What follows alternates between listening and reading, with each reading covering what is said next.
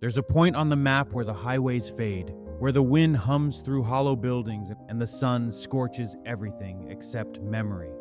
This is where America remembers, quietly, reluctantly, the land of ghost towns. Once alive with miners, families, saloons, and song, now silent, preserved only by the dry air and our imagination. These are not just ruins, they are the skeletons of ambition, the echoes of the Wild West dream. 1. Buckskin Joe, the Ballad of the Vanished Miner. Our first story begins in the shadow of the Rockies, in a time when gold fever consumed men faster than the whiskey they drank. The year was 1858, and whispers of gold in the southern Rockies had spread like wildfire through the American frontier. They called it Pikes Peak Country. Thousands of men packed wagons, kissed families goodbye, and marched westward chasing a rumor. Among them was a prospector named Joseph Higginbottom. But the frontier had no patience for such formalities.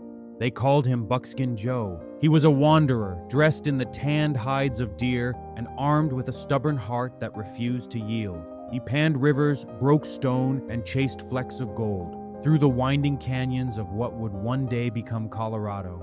In 1859, his pan struck fortune. Tiny specks of gold shimmered in the sunlit water of Buckskin Creek. Word spread like gunfire across the territory.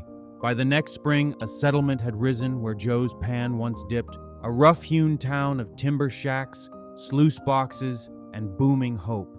They called it Buckskin Joe after the man whose discovery started it all.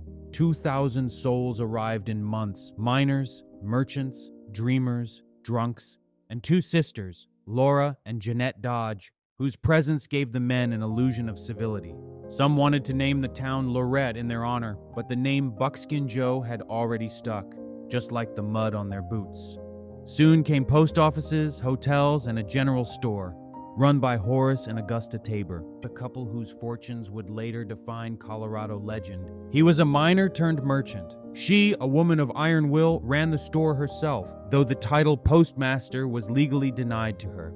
A reminder of how hard the frontier was on women with ambition. But Buckskin Joe's truest legend wasn't in gold. It was in a woman named Silver Heels. No one knew where she came from. Some said she was a dancer from back east. Others claimed she had fled a broken heart.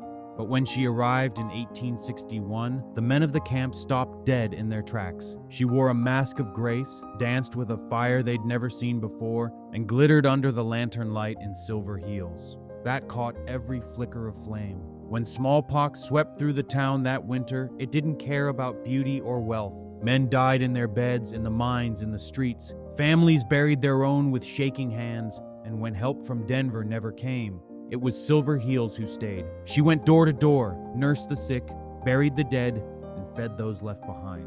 She gave everything, and when spring came, she vanished. Her cabin was spotless, her bed untouched, and her silver heels gone. No one saw her leave, no horse, no carriage, no footprints, only stories. They say her spirit never left, that she walks still among the graves, a veiled woman in the moonlight, laying flowers for the souls she once saved. They named a mountain after her, Mount Silver Heels, and to this day, hikers claim they hear footsteps in the snow, light as a waltz, fading before dawn.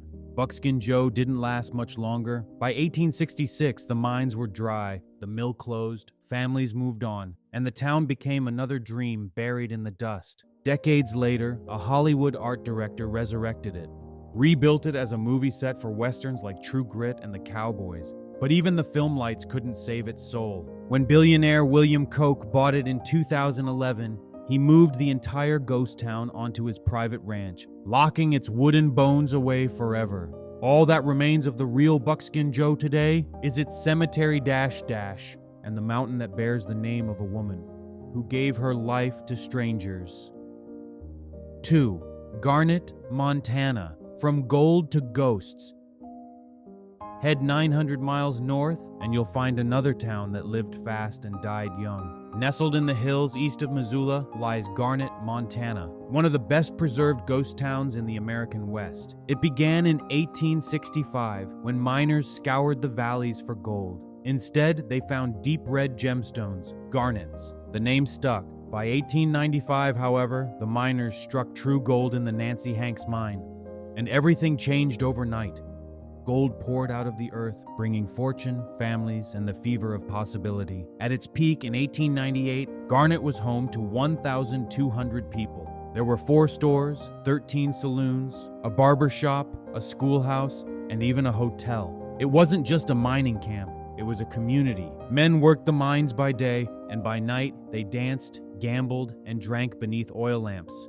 But Garnet was different from most mining towns. It wasn't all men and mayhem. Families lived here, real ones. Children played in the streets, wives cooked, taught, and tended to gardens. There were parties in the ballrooms, picnics by the streams, and fishing trips on lazy summer days. It was a portrait of what the American dream was supposed to be. Gold, family, and hope wrapped into one dusty paradise. But the earth is a fickle mother. By 1905, the mines were empty, and in 1912, a fire swept through, consuming nearly half the town. Those who stayed were few, and when World War I called their sons away, Garnet fell silent. 2 decades later, it came alive again. When President Roosevelt raised the gold price in 1933, miners returned in droves. But the second gold rush was brief. By the 1940s, the last shovels fell quiet. The wind reclaimed the streets, roofs collapsed, and silence returned once more. But Garnet didn't fade completely. In the 1970s, preservationists saved what they could. 30 buildings remain today. The Wells Hotel, the Kelly Saloon, Davies Store, all frozen in time.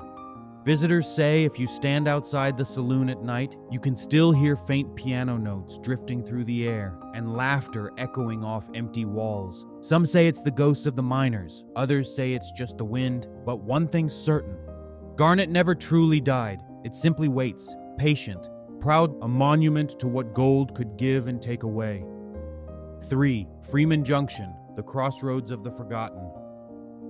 Far to the south, in the deserts of California, lies a crossroads that has seen every kind of traveler and every kind of tragedy. Before it was called Freeman Junction, it was simply a spring in the sand, a campsite for Native American tribes who crossed the deserts long before settlers came. They ground seeds into flour using bedrock mortars that still dot the landscape today, stone reminders of a civilization older than the West itself. In 1834, a scout named Joseph R. Walker passed through, mapping a trail that would bear his name, Walker Pass. But it wasn't until decades later, when the gold rush fever reached California, that white settlers arrived. Among them was Freeman S. Raymond, a prospector who turned a dusty trail into a stagecoach stop in 1873. He built Coyote Hole Station, a place for weary miners and travelers to rest between Death Valley and Los Angeles. It wasn't much, a few cabins, a post, a corral, but it became the beating heart of the desert trail. Then came the bandits. On February 25, 1874, a notorious outlaw named Tiburcio Vasquez led his gang down from Robber's Roost, a hideout in the nearby mountains. They ambushed the settlement, robbed the wagons, and shot a worker dead. The desert swallowed the sound of gunfire, and Vasquez disappeared into legend. Raymond rebuilt what he could. Freeman Junction survived. But the frontier has a short memory, and peace never lasted long. By 1909, when Raymond died, the town was already fading. That same year, the local native tribes returned and burned what remained, a symbolic reclaiming of stolen land. For a time, the desert was silent again, but in the 1920s, another couple tried to revive it. Mr. and Mrs. Clarcy Miley. They built a gas station and a mechanic shop right in the middle of the ghost town, a new dream for a new century. But history repeated itself. By the 1950s, the traffic moved elsewhere. The post office plans were abandoned, and in 1978, Freeman Junction was declared dead. Today, the only sign that it ever existed is a California historical landmark along Route 178. Beneath it lie the ashes of cabins and the unmarked graves of the people who built them. The desert keeps its secrets, and sometimes that's mercy. These are the footprints of the frontier. Towns that rose from dust and gold and returned to dust again. Every broken window and tilted grave marker is a reminder of what the American dream once cost. Because for every boomtown that thrived, a dozen died forgotten. For every man who struck gold, 100 vanished into the silence. The ghost towns of the West are not just relics of greed or glory. They are the bones of ambition, And in their quiet streets, you can still hear the heartbeat of those who refused to give up. These were places built on faith, burned by fortune, and buried by time. But the wind still hums their names: Buckskin Joe, Garnet, Freeman Junction, each one a story, half history, half haunting, whispering through the canyons. To anyone who still listens, subscribe to this channel echoing Wild West, where history fades beyond the line of time.